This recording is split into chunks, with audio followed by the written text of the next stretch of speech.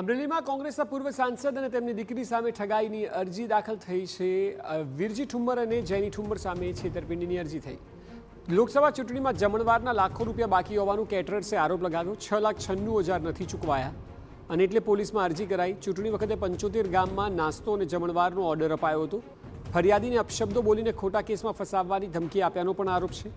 પૂર્વ નેતાઓ વિરુદ્ધ એફઆઈઆર નોંધીને તટસ્થ તપાસની ફરિયાદીએ માંગ કરી છે। કોંગ્રેસના નેતા વિરુદ્ધ ફરિયાદ દાખલ થતાં રાજકારણમાં ગરમાવો આવ્યો છે।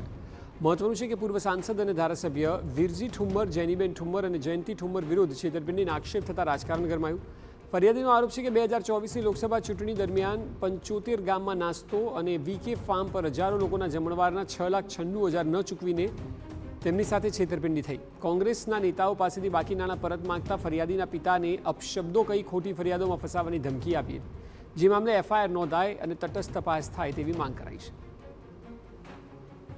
મારી બાકી રહેલી રકમ 6,96,198 રૂપિયા લેવાના છે।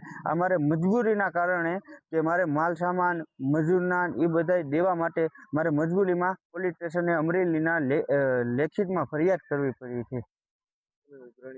ઉઘરાણી વર્કશોપમાં એટલા કર્યા તો મને બ્લોક કરી દે। મેં અહીંયા મળે તો હું કહું તો મને કહેતા હમણાં કાંઈ છે નહીં, તો મારે અમારા નાના માણસોને શું કરું?